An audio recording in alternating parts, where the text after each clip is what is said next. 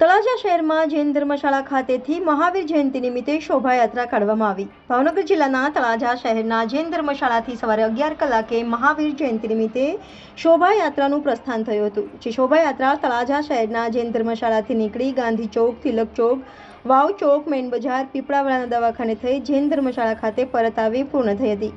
Traffic સમસ્યા ઊભી ન થાય તેવા હેતુ સાથે બંદોબસ્ત ગોઠવવામાં આવ્યો હતો।